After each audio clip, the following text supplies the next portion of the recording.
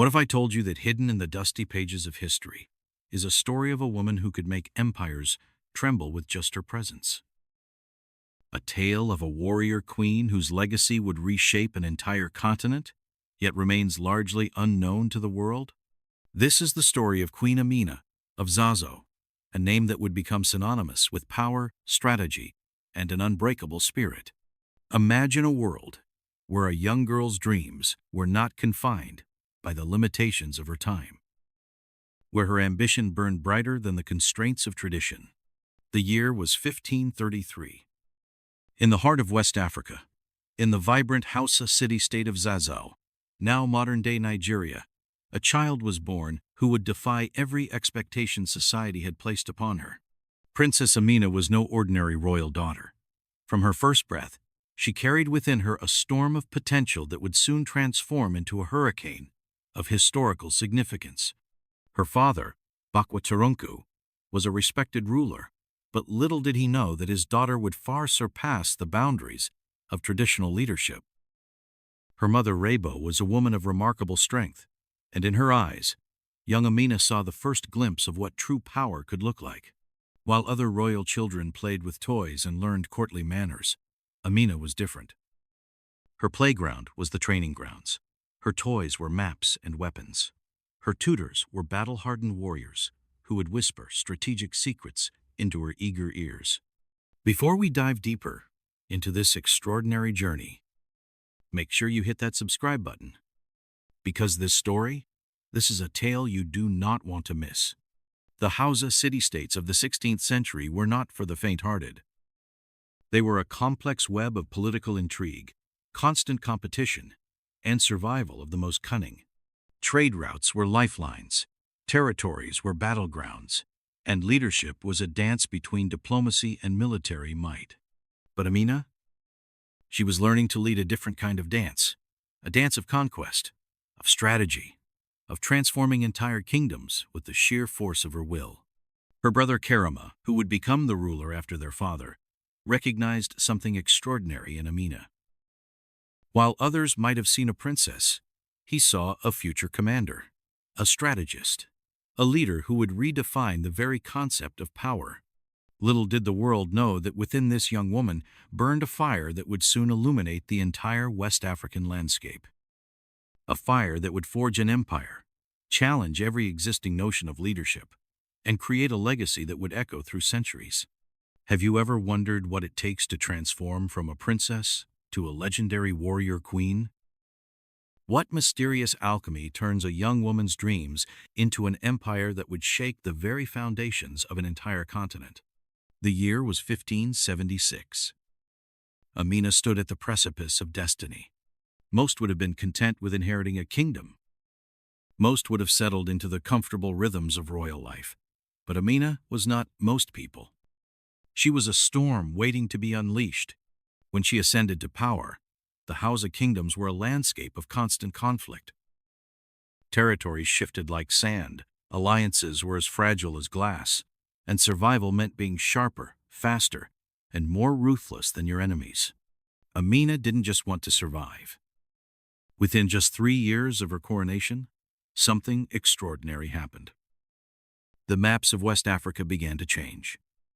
Territories that had seemed immovable started to shift under the weight of her ambition. Her military campaigns were not just conquests.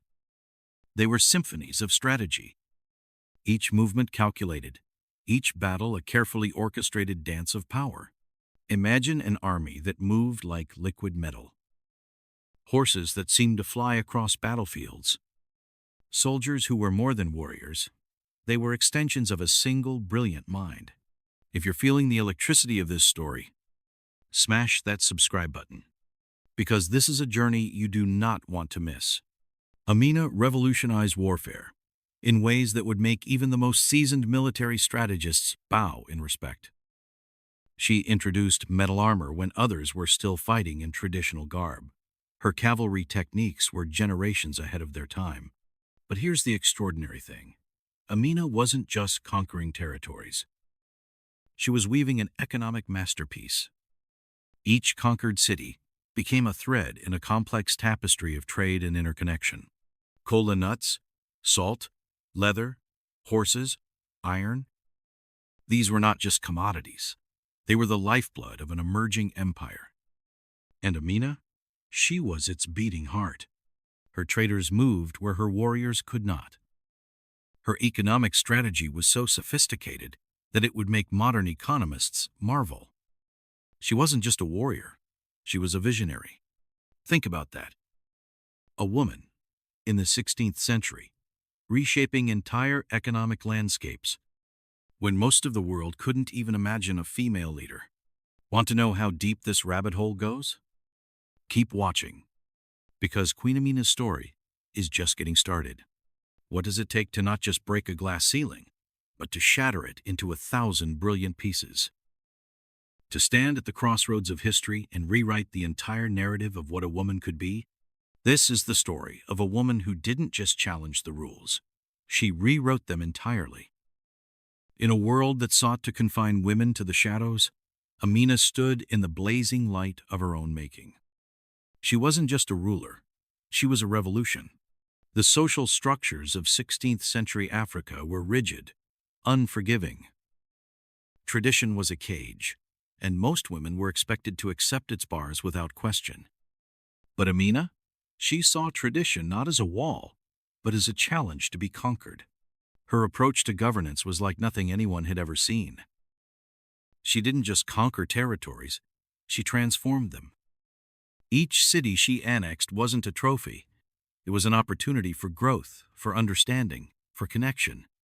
Imagine a leader who saw beyond borders, who understood that true power wasn't about subjugation, but integration, who spoke multiple languages, not as a skill, but as a bridge between cultures. Linguistic evidence tells us something remarkable about Amina. She wasn't just a military commander. She was a diplomat, a cultural architect who understood that the most powerful conquests happen in the mind, not on the battlefield. Her personal life was as extraordinary as her public persona. In an era when women were traded like commodities in political marriages, Amina made a radical choice. She remained single. Her kingdom was her spouse. Her people were her family. Think about the courage that took to walk away from the most expected path for a royal woman, to choose leadership over personal compromise, to declare that her worth was not defined by her marital status, but by her ability to lead. Archaeological evidence paints a picture of a woman who was more than a ruler. She was a symbol, a beacon of possibility. Every young girl who heard her story saw a reflection of what she could become. Wondering how deep this revolution goes? Keep watching, because Queen Amina was just getting started. What makes a legend immortal? How does a single life transcend the boundaries of time, becoming more than just a story, but a beacon of inspiration that continues to burn centuries after its source is gone? The year was 1610.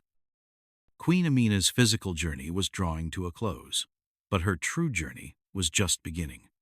34 years of ruling, decades of transformation, an empire reshaped by the force of a single, extraordinary will. But what remained after the dust of conquest settled? Amina didn't just leave behind territories. She carved her legacy into the very soul of West Africa. Imagine a leader whose footsteps would echo through generations, whose very name would become synonymous with courage, strategy, and unbreakable spirit. A woman who transformed from a princess to a legend.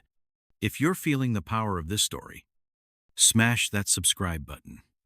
Because legends like these are meant to be shared. Modern scholars now understand what her contemporaries could only glimpse. Amina wasn't just a ruler of a kingdom. She was an architect of possibility. Her territorial conquests were more than military victories. They were a reimagining of what a kingdom could be. She nearly doubled the size of her original territory, but her true expansion was far more profound. Economic networks, cultural exchanges, administrative innovations. These were the real treasures of her conquest. Today, Queen Amina stands as more than a historical figure. She is a symbol, a testament to the power of vision, A reminder that true leadership knows no gender, no boundaries. Books have been written. Scholars have studied. But her true legacy? It lives in every heart that dares to dream beyond limitations. From the dusty pages of history to the vibrant stories of today, Queen Amina continues to inspire. A warrior, a queen, an immortal legend.